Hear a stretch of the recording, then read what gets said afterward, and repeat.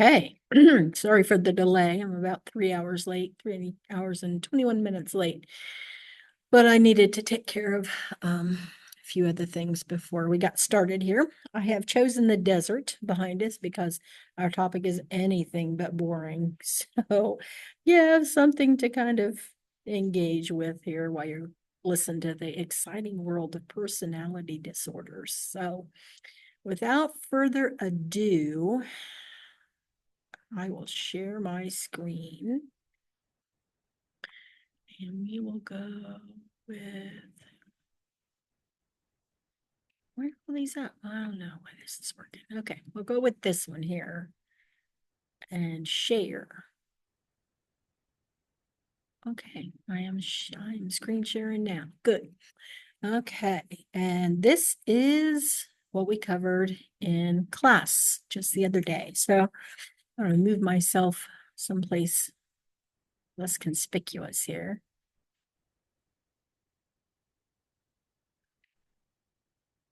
Oh, I'll be down here. All right, so personality disorders. Personality disorders, you got to remember personality is something that you're really not aware of. It is ingrained, it's impacted by our family, our traditions, societal norms, coping or maladaptive coping, lots and lots and lots of ways that our personality is developed. Oh boy, sorry.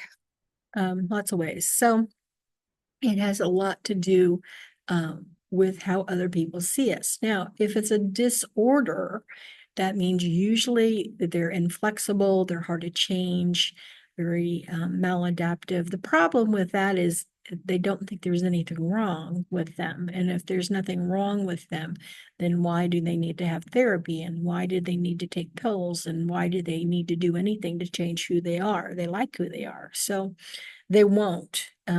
So they're really, really treatment resistant with a personality disorder. Also, with personality disorders, they usually have what's called an axis one or a primary psychopathy, like depression or bipolar or schizophrenia.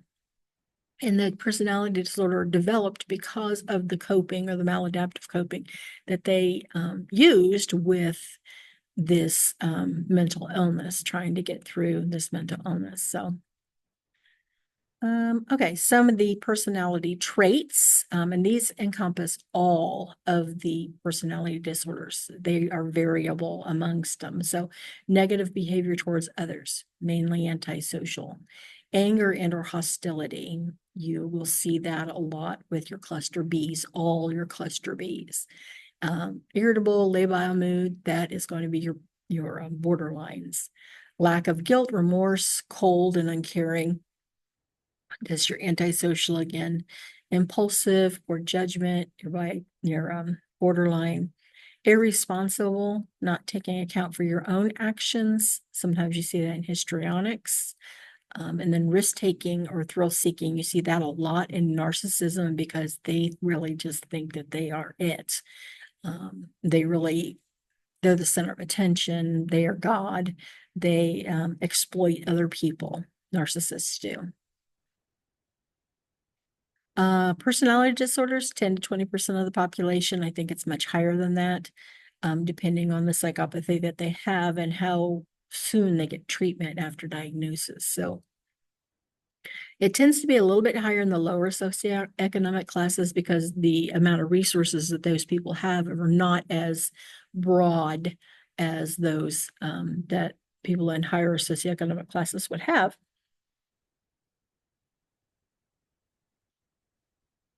Arnold Palmer there. Good stuff. Where he talked about being treatment resistant.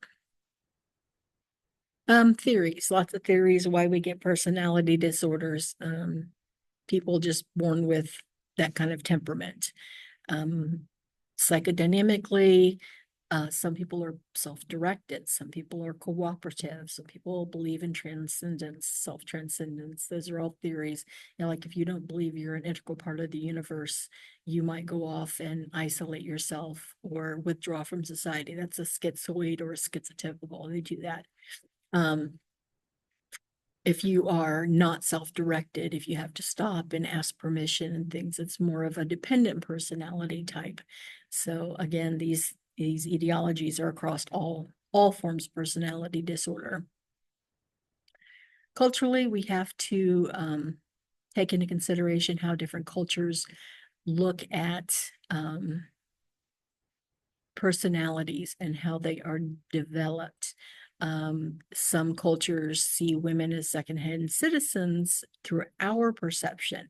But if you were to talk to those females, they will tell you that they are well taken care of, that they are the primary person in their spouse's life, and they are put up on a pedestal. They're not in any way, shape, or form secondary citizens. They are the main part of the household, and that's just who they are, and that is that culture. You see that through American eyes, that's not necessarily what we would view as being culturally appropriate. So some different views about avoidant and dependent behaviors, that kind of is like where we look at one of those females and say, hey, they're made to wear the burqa, they're made to only wear skirts, they're made to only, dress this way or act this way or behave this way.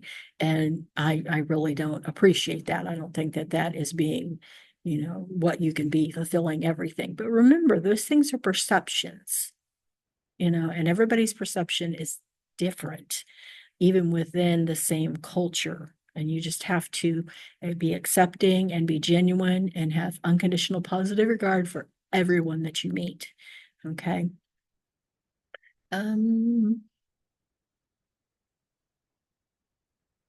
Okay, so we already talked about this in class. They are treatment resistant because they don't think there's anything wrong with them. And now we get into the clusters. Okay. Cluster A's, cluster C's, like I said, they don't scare me. They're just, cluster A's are just odd. There's just Muhammad on the mountain, You get the paranoid ones, the schizoid, schizotypical. Schizoid, schizotypical, it kind of leans towards you thinking they might be schizophrenic, but they're not. Schizophrenic is a primary diagnosis. That's a psychopathy. Being schizoid is schizotypical is a personality. So they may act odd or unique.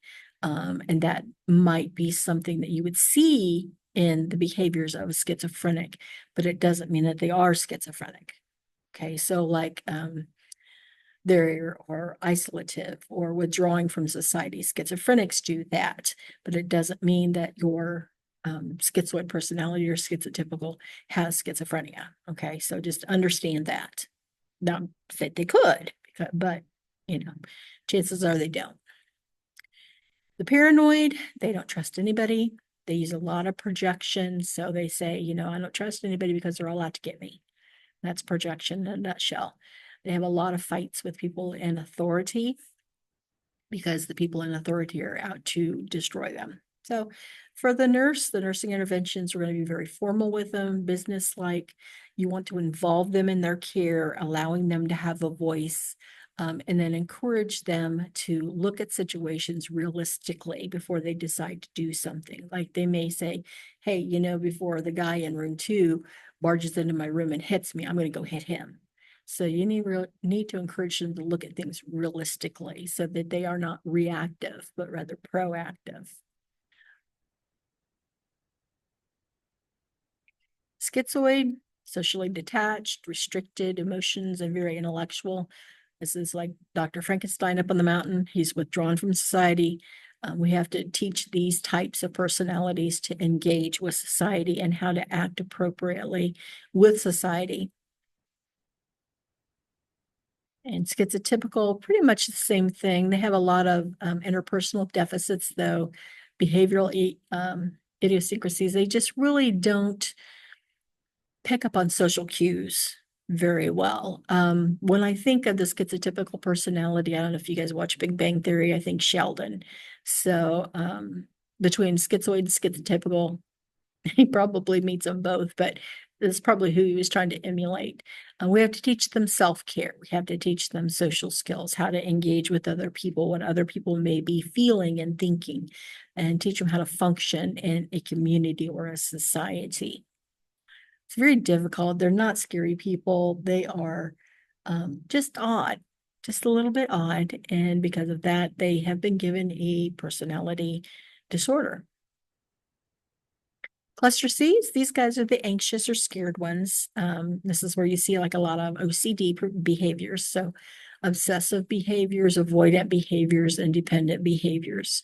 And the cluster Cs are not dangerous people. They're not scary people. They're just really anxious and scared for themselves. They're fearful for themselves. So the obsessive person, they're the perfectionist. They really think that something bad is going to happen if they don't follow sometimes a ritual.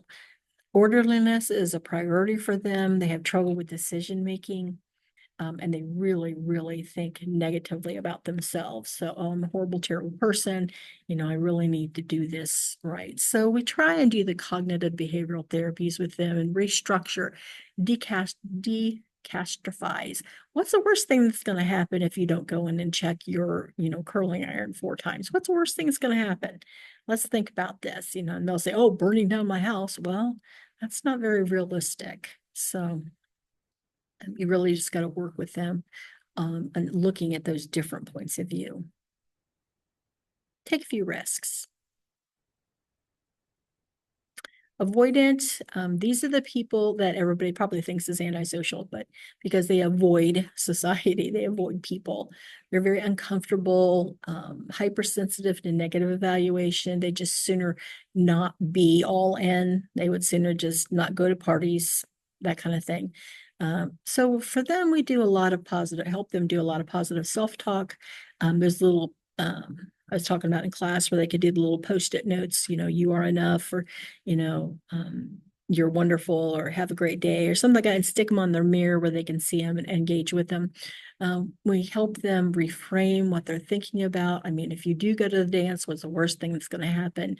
You're going to be alone at the end of the night. Well, that's not so bad, really, if you think about it. And then a lot of social skill training, we work with the people. Dependent, this is the one I struggle taking care of. These people are just so submissive and they're so clingy. And, I told you about my friend, how she had to ask her husband before she did anything. Couldn't go out to dinner or lunch or hang out or, go for a drive in a car, nothing. She had to ask permission from her husband that would be okay. So we teach them a lot of assertiveness and how to express their feelings. We teach them a lot about how to be, self-reliant, because a lot of times they just basically cannot function. They don't think that they can function without their spouse. So sometimes you see this in the elderly. It's, just kind of occurred to me. The woman who has always taken care of the checkbook and has always gotten the groceries and has always taken care of her husband, made his appointments and things like that. And now she's dead. And then the husband comes along and he doesn't know how to write a check and he doesn't know where to find things in the grocery store that he likes. So he would have been more of a dependent personality on her because she was the assertive one. So it just, again, it's really only a disorder if it impacts your life in a negative way. So related personalities, depressive personality disorders. We'll talk about this. Depressive personality disorders, dysthymia. Dysthymia is just kind of like Eeyore off Winnie the Pooh. The world is just a horrible place all the time. And some people are born that way, and glass half empty, very negative. They're not really depressed, but they have a depressed mood, and there's a difference.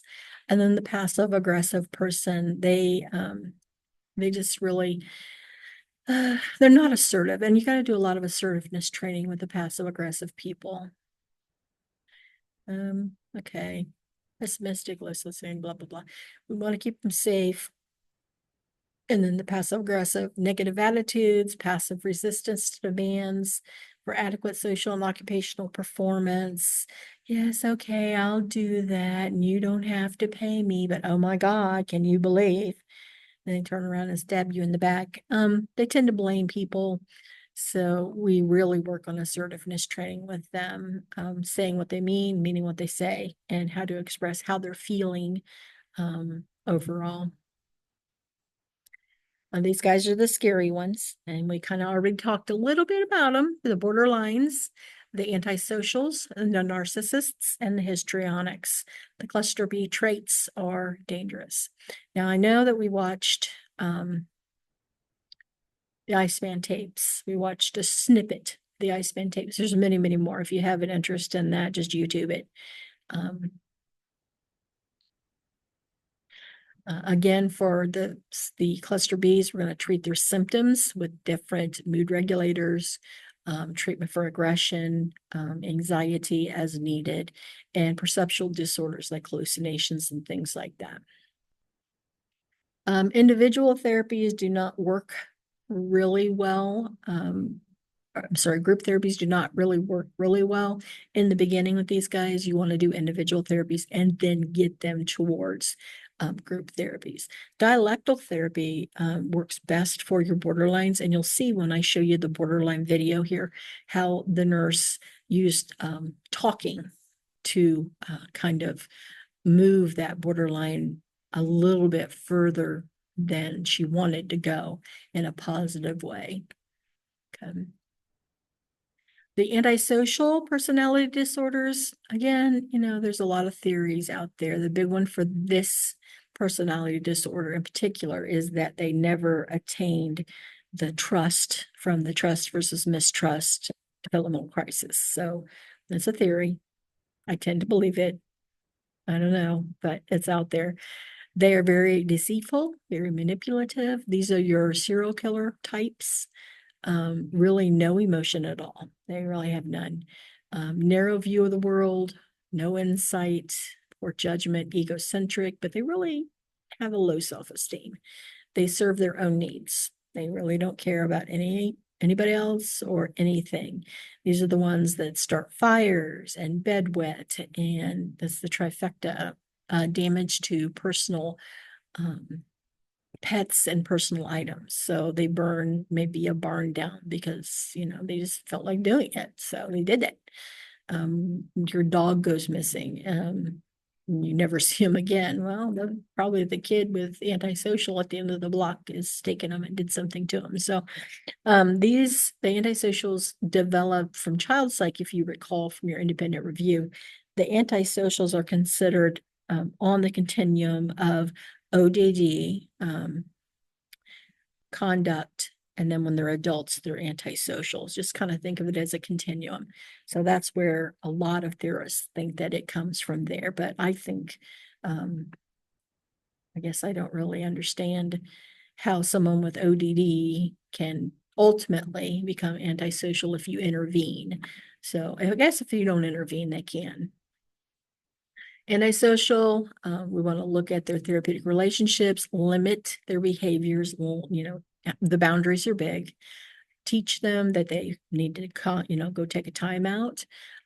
Encourage them to flesh out their roles. If they want to be somebody's wife, then to pursue that, or they want to be somebody's husband, pursue that role and understand it. Now, the thing with these guys is that they have to want to change, and they may not really change, but they learn behaviors that are considered acceptable. So they learn what they're supposed to do, and they actually do it if they want to change. But if they don't want to change, they don't think there's anything wrong with them because they're a personality disorder. That's probably what's going to happen. They won't. And they're, like I said, they're scary guys. You saw our Iceman. They do manipulate. Borderlines, very unpredictable, very labile. They split. And again, I told you that if they're splitting something, it means maybe they're splitting staff, and it means that they're all good or they're all bad. So if they're polarized in their thinking, it's one way or the other. There's no gray area. That's the splitting. Threats to self-harm. A lot of times your borderlines actually will cut, and it's for stress relief or for attention. They don't consider themselves to be suicidal. We assign that language to them. Sometimes if you see someone cutting, before you understand that it's really a personality type. They do socially isolate. Lots of times for borderlines, they do these behaviors, they act the way they have because they've had some sort of childhood trauma. And this is their maladapting coping. That's, another theory that's out there. We want to do safety, no harm contracts with them. So we get them to sign a contract so that they won't cut or they won't harm themselves in any way. And lots of people say, well, it's just a piece of paper. It's not going to do anything. Well, that's true.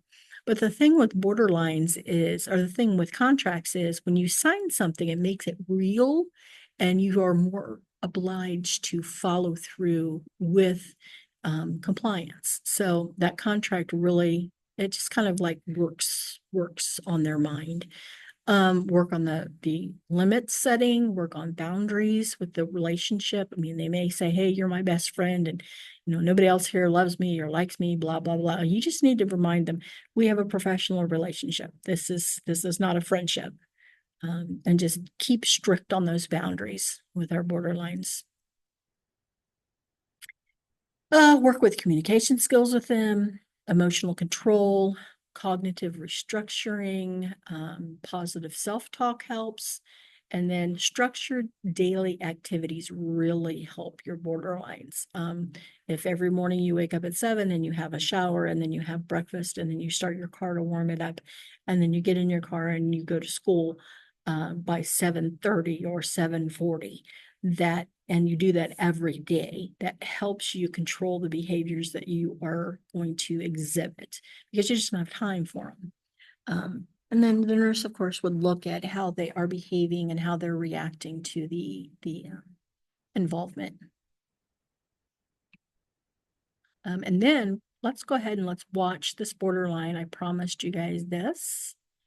I'll bring this back up again. Where'd I go? That's not good. Shrink that back down and go here.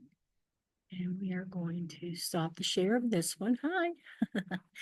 And share, and we're going to watch this video. Okay.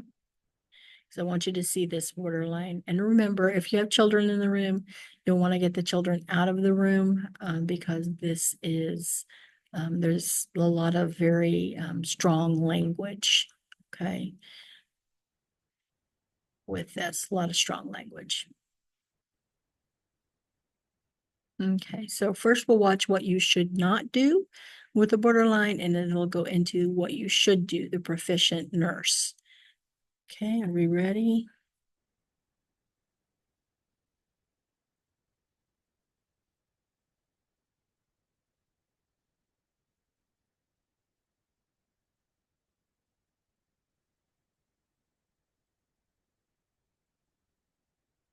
Hi, my name's Sue. I'll be doing your admission with you this evening. Thanks for waiting. Now, did you get something to eat? I'm not hungry. Where's my doctor? Well, she should be here within the next hour. Now, can I ask you a few questions? It better not be Harris. Pardon? Harris. My doctor, it better not be Harris. I want McLean. McLean was my doctor last time. I don't want no goddamn Harris coming near me. I don't actually know who your doctor's going to be. We just put the call in. Well, I'm not asking who my doctor is. I'm telling you. I want McLean as my doctor. Now get on the phone. Christy, I can see how this whole thing is upsetting to you. Your admitting physician put a call into the doctor on this unit, and I'm sure when they come, you can talk about your preferences and they'll... Yeah, right. What a load of crap. Okay, well, can I ask you a few questions then? Like I have a choice. But you want to diagnose me? Like I'll save you the trouble. They called me manic depressive, major depression, schizoid, borderline personality, which is my personal favorite. What the fuck does that mean? Borderline personality? Look, did you get it all? Are you done? I don't really want to try and diagnose you. It's I want to find out how you're doing overall. Overall, I'd say overall, not so good. Like last night, I was bleeding from my wrist like a pig because I cannot cope with the fact that they want to come and take my son away from me again. And before that, I'm dealing with AISH and social services because I can't afford to pay my rent for 2 months and they're going to take my apartment away. And living on the street is really going to help me keep my son. And then I get this call from my best friend who's in the hospital who may never walk again. So, overall, oh, did I tell you that they're going to come take my son away from me? I'm, uh, I'm really sorry. Like, it sounds like a lot. How the fuck would you know? You with your little nursey job and your little nursey life? This is fucking bullshit. I don't want any more questions. Where is my fucking doctor? Look, just fill out the form. Just write exactly what they wrote the last time. It's always the same. I've been in here enough times. You can just write what they wrote the last time. And get on the phone and get McLean. Um, Christy, as I mentioned before, you can talk about that whenever it is who comes to see you is here. They should be here shortly. Now, I just ask a few more quick questions and then I'll let you rest. I told you, no! Write down exactly what they wrote down the last time I was here. It's just the same shit. It's just a different day. We can't really do that. We need emission data each new time you come in. Data? Is that what I am? Just write down that I'm suicidal, I'm uncooperative. What else do they call me? They call me inappropriate. I'm inappropriate. Just write down that shit and leave me alone. And where is my goddamn doctor? Um, so you mentioned that you were suicidal. Yeah, I'd say cutting my wrist so I'm bleeding like a pig is pretty fucking suicidal. Yeah? So what about right now?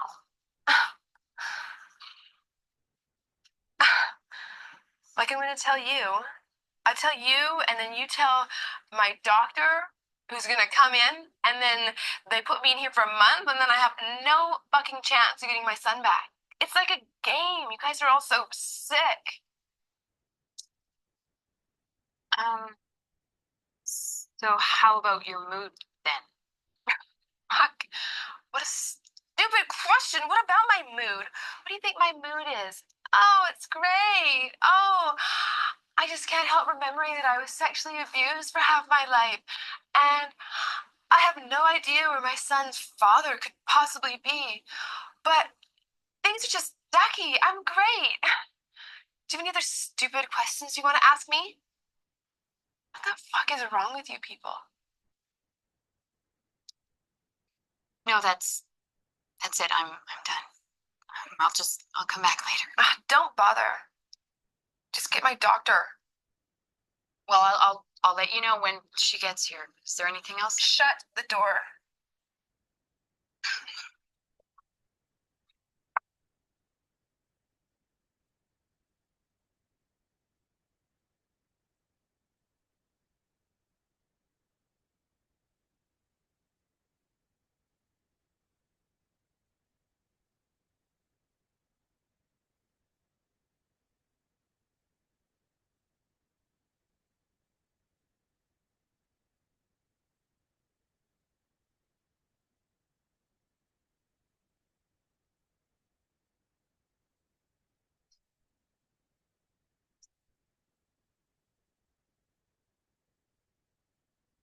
Hey there, Christy. My name's Sue.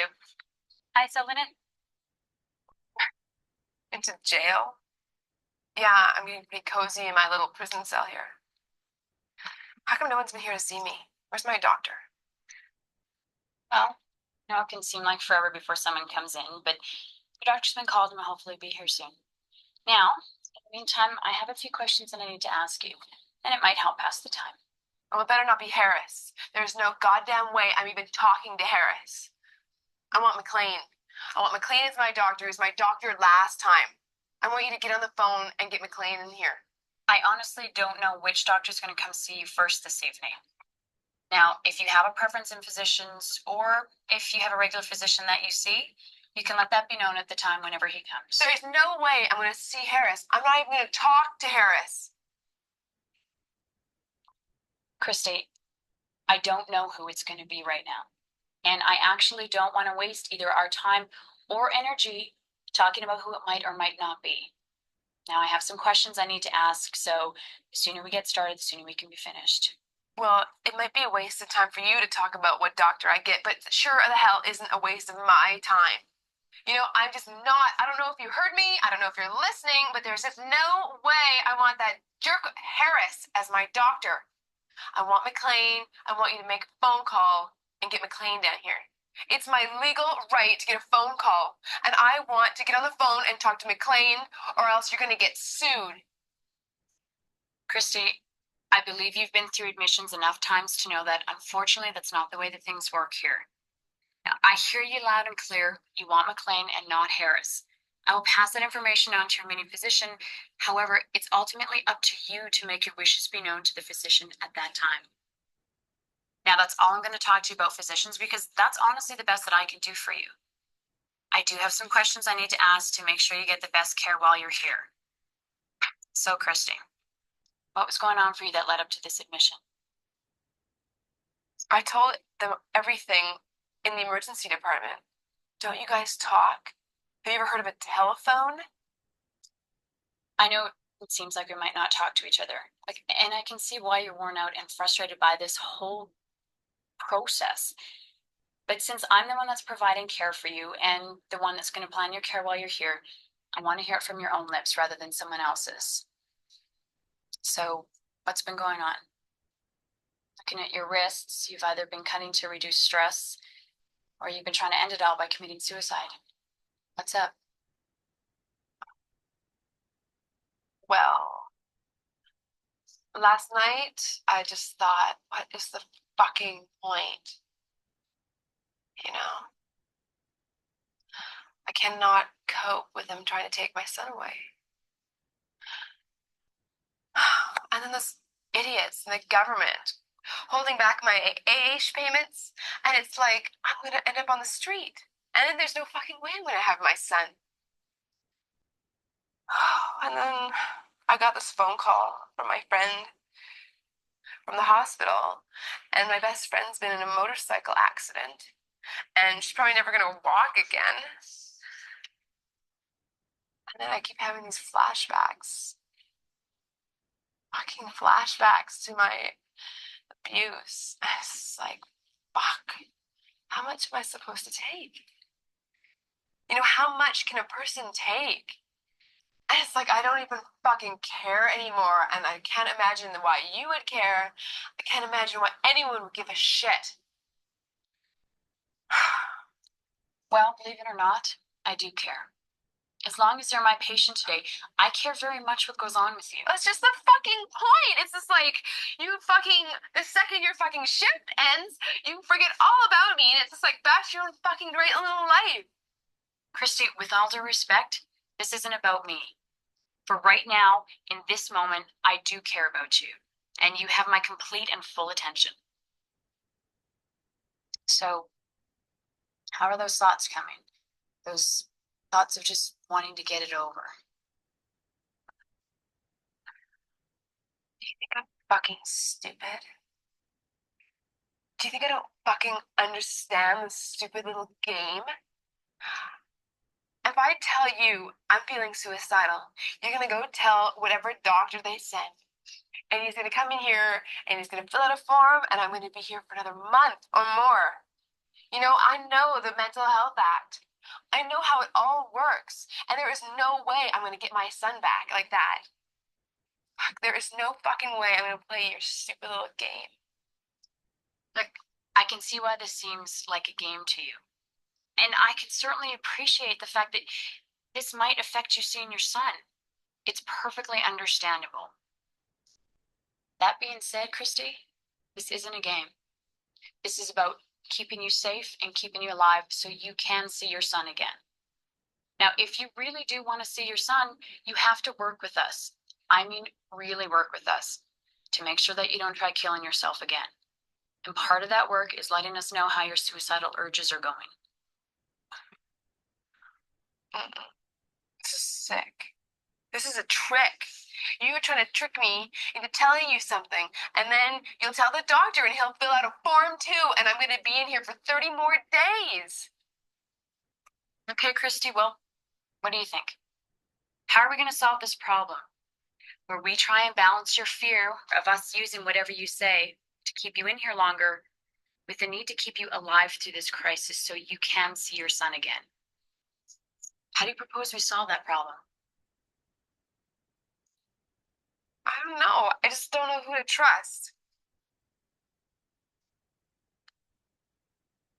I know I can appreciate how hard it must be to trust any of us. But if you want to get out of here, get better, and see your son again, your very best chance is to work with us. Christy, I can see by the difficulty you're having answering my questions that you probably still are having some suicidal thoughts. And that's perfectly understandable given that your attempt was just last night. Am I right? Okay, well, let's just assume that most people in your situation would be pretty suicidal. Okay, and for the time being, let's just forget about all that mental health act. We can deal with that later.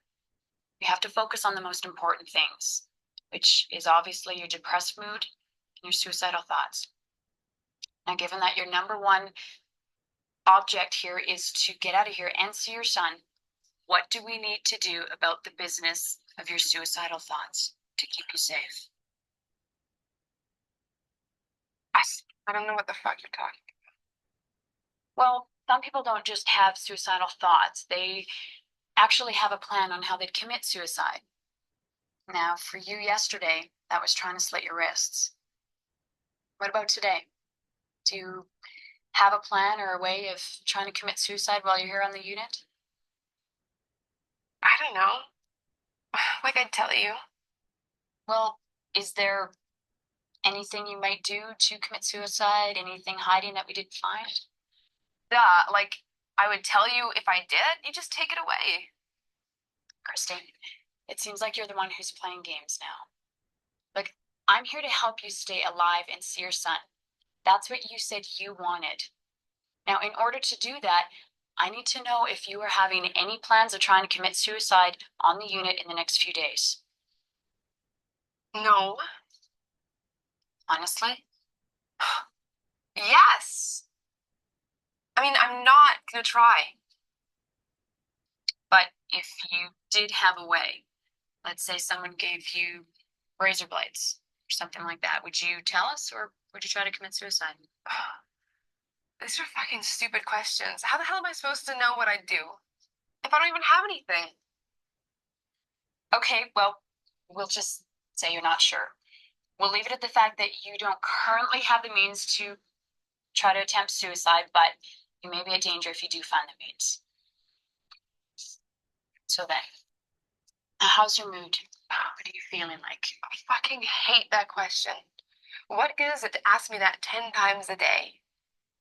Well, I'll put it another way then. How's your mood on a scale of 0 to 10? 0 being pretty much rock bottom, such as during your suicide attempt, and 10 being your normal self, feeling great. I've never felt great. Fine. 10 being the best you've ever felt then. So how's your mood right now from 0 to 10? Well, seeing that I'm in this place and I have no idea what's happening with my son or my finances or my friend in the hospital, I'd say it's like a 1. You happy? Now you know how low my mood is. You can keep me here for another month. Okay, well, that's still pretty low. Overall, is there any time of the day that you might feel a bit better? Ah, fuck. Can we just stop this? Ah, no, God, just enough with these questions. Well, what kind of questions would you find helpful? I don't know. I want to be left alone. I want to know where my doctor is. I can appreciate the fact that you want to be left alone. I know we can finish most of that later. But I do have one more question that I want to get started on. What? Well, it's just that while you're here, I want you to feel like you're working on some of the issues that have been causing you stress. Now, you mentioned a few things like your son, your finances, your friend's accident, sometimes of when you were having sexual abuse. Now, that's a lot to deal with, obviously, and it's pretty unrealistic to think that you can deal with all of that at the same time. So then, while you're here, what do you think the biggest thing that you need to deal with is right now before anything else? Well, I guess I need to find out if I still have a place or if I've been kicked out of my apartment. To see if whether have a place to live or if I'm on the street. I need to talk to my landlord. Okay, so the housing thing is a pretty big priority. What do you think the biggest thing is that we could help you with that? Well, I mean, I need to go and need to speak to my landlord and see if he said something about if not paid by today, then I'd be out on the street. So what I need is for you to let me go. And I need to go and I need to go and I need to see my landlord. I need to get out of here. Christy, due to your suicide attempt and you're still high risk at suicide, I don't think it's realistic for you to leave the hospital right now. However, can I make a suggestion about your apartment? What? Well, I'm going to call Dave, our social worker, and I'm going to explain your whole situation to him and see if he can come up and see you. Now, there might be something he can do if you just give him a bit more information on your finances and your landlord. Would you be willing to talk to him? Yeah, whatever. Fine. Well, has anything else helped other than this? No. Okay, well, it looks like Dave's your best bet then. Now, you have to be willing to work with him. Now, are you going to be willing to work with him? Christy, it's up to you. It's your decision if you want to get help or not. Yeah, fine. Whatever. Okay, well, I'll take that as a yes. I'm going to call him and let you know what's happening as soon as I know. I heard you say something about wanting to be left alone, so I'm going to go and check on my other patients, but I will be back to ask you a few more questions later. Fine.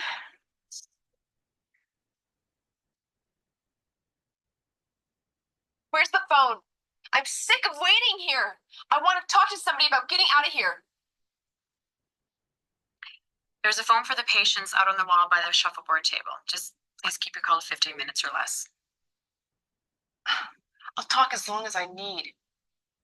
Well, if after 15 minutes you're still on the phone and a patient needs to use it, you might be asked to get off. We all have to extend the same courtesy to each other. Well, I'll talk to you later, Chrissy.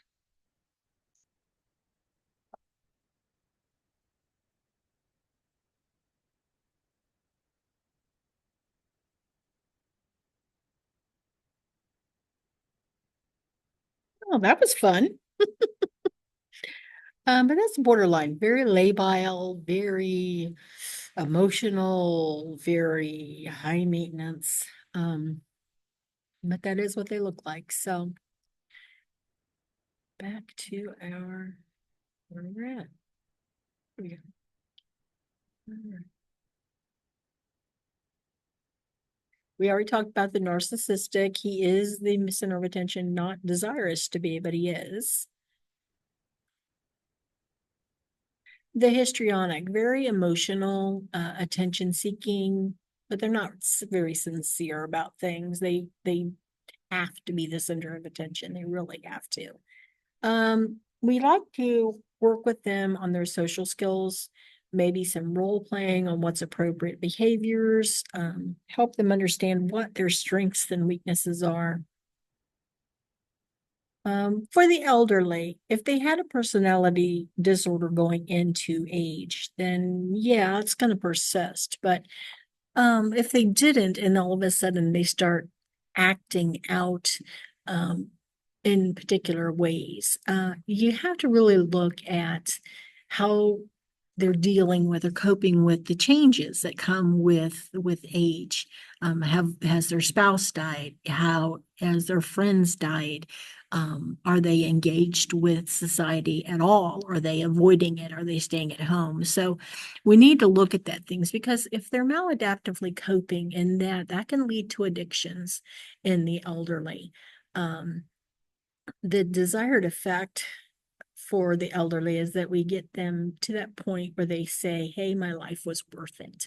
That's what Maslow says, or not Maslow, but Erickson says we have to get them through to have a dignified end. And if they're aging badly, that's almost a cry for help, that we need to help them with that. We do want to help health promotion for all your behavioral health problems, especially personality disorders. We have to help focus on mood stabilization, decreasing that impulsivity, and developing those social and relationship skills. So we give nursing interventions for self-care, sexuality expression, sometimes budgeting. It just increasing that self-worth and well-being helps them to improve their health. And then you need to take care of yourself too. Need to be very clear. Like that nurse in the last interaction, I thought that she is the best example of a clear person. You got to keep the boundaries there, the limits there with personality disorders, and deal with your own frustration, because people are not going to change overnight, especially for personality disorders. And remember, because we don't want to be divided, we want to work as a team. We got to have frequent meetings with our coworkers, and come together as a united front. Okay. And I guess that is everything with personality disorders. If you want to go back and review the Iceman tapes, you can. There's a nice documentary on Ted Bundy for narcissistic personality, and then schizoid. I can't think of one right off the top of my head. As far as something on YouTube, excuse me, something on YouTube. So just kind of know that they're the odd ones who, socially isolate. The quiz is going to be ready to go. It's already ready to go. We'll come in on class on Monday, take the quiz. I know what I wanted to show you guys. Do a screen share. No, don't want to see that one. Gosh, probably don't even have it up. Okay, hang on. I was going to show you, shrink myself down. Oh, okay, can't shrink it down. Can I do that? Yeah. All right, so I wanted to show you.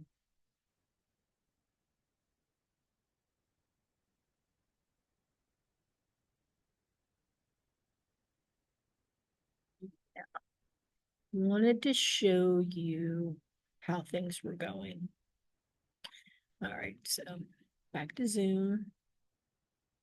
Zoom and increase this again, and we're going to screen share again with our course modules here. Okay, so we're going to share that.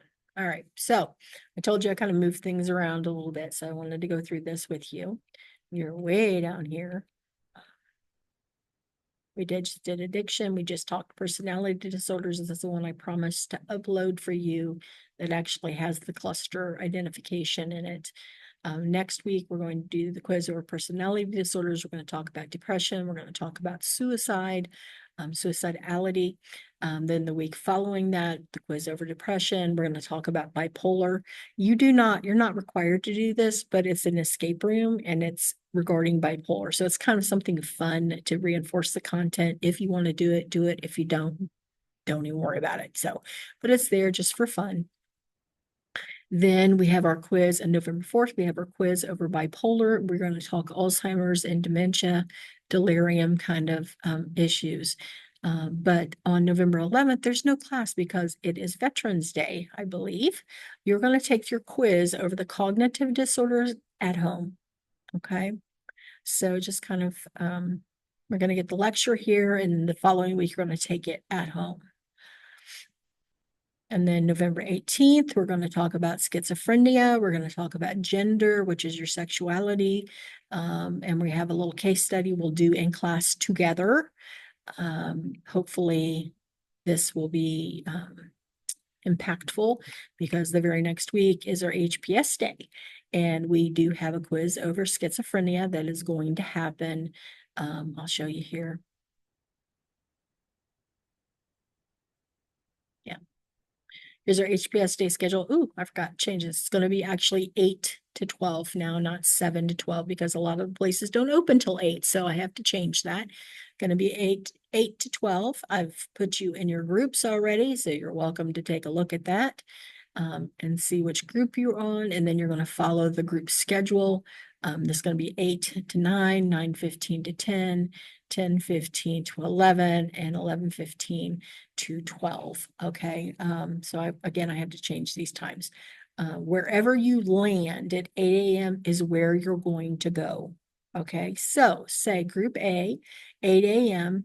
Group A is going to be in the nursing lab. That's all these guys, Lexi and Aiden and Violet, Kelsey Peyton, Chloe, Blair, Mia Rosa, and Bennett. You guys will all be here with me in the nursing lab. The lab part is the far part, not the one where you practice in, but the other one with the seats and the chairs. So you're going to come down there.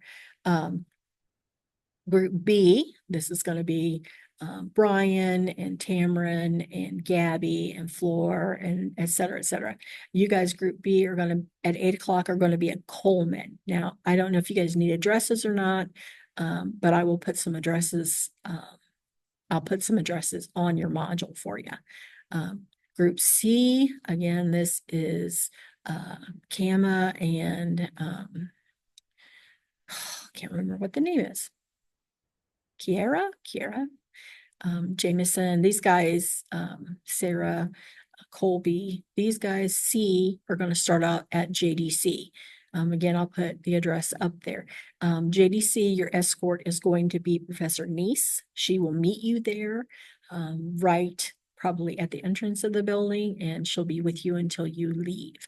Coleman, your escort at Coleman, I have yet to have someone volunteer for that. So it actually could be an adjunct that you've never met before. I'm working on that, but we'll get you somebody down there that has a familiar face. Okay. The nursing lab, I will be in charge of that, running those simulations, and the Bora Center debriefing room, which is where our group D starts, Sarah and Celia and Shannon and Tracy and everybody in between. You're going to start off in the Bora debriefing room. This is where you're going to have an independent area to work on the schizophrenia case study. There's several questions. I'll have my DSM-5s in there for you because you have to do the CAP-RNs for the medications that are in the simulation. You're going to bring this with you when you come to the simulation, which your group D. So you eventually will get to the simulation by 10:15. Okay, just bring it with you. And then we'll rotate through. Group B, you'll be in the nursing lab, C's at Coleman, D's at JDC, and A's at the debriefing room. And it's that first debriefing room, which has the 2 rooms in it. We'll have the wall moved so you have adequate room and space, and you'll have the WIC walls where you can write on the walls. If you guys are all interested in working in a group, I'm fine with that. I'll put your instructions probably on the wall. to remind you where things are and what you need to be doing during this time. And you also have to keep track of the time because, like I said, everybody's rotating through. So the next group is going to be coming in to kick you out of that room and you'll have to move forward. So just keep track of the time there. And again, I'm going to adjust these times so that we start at 8 a.m. This 11:15 to 12, everybody is back in the nursing lab. We're going to be over by about 8 people, but that's okay. We're not going to spend a lot of time here. It may not take this whole 45 minutes. It's basically you doing an evaluation of the stations that you went to and turning in all of the work that you did, your case study primarily. Also, I do need to say, when you're in the nursing lab with me, there's going to be about 9 to 10 of you. 5 of you to 6 of you are going to be in simulation. And the other 5 during this time are going to be taking the schizophrenia quiz. So whenever you see that you're in the nursing lab, that's when the schizophrenia quiz is going to occur for you. Okay. So don't get excited. We're going to have the lecture. I'll have the lecture recorded for you, and then you'll be able to review it before you come in for HPS Day on November 25th. This is the objectives for it, and this is our simulation. Robin Martz has been around a long time, and she is a sick little girl. So, like I said, there's going to be 4 people presenting themselves as Robin Martz in 4 of the simulation rooms or in the checkoff rooms back in the lab. Your job is to complete the following assessment of the person. It's just a basic head to toe, and then you're going to be doing documentation of the head to toe as far as you can get. That part of the simulation is during the lab. These questions for before and after the simulation is what you're going to be working on in the debriefing rooms. So, okay. If you haven't had the simulation and you start with these, just do them as if you were supposed to, or you're thinking about what you would do and how you would interact with Robin. Okay. There we go. So in a nutshell, there it is. You can work ahead if you want to, but I'm giving you adequate time to do it while you're here. There's your groups. Take a look. I'm not changing anybody from any group. It's not going to happen. And we will be taking attendance at every time you come through for the group at every station. Okay. If you don't have any questions, or if you do have questions, bring them for me. Okay. Bring them for me on Monday and we'll go from there. Okay. All right. I guess that's it. I will upload this right now and we'll go from there. I hope you have a good night. See you later.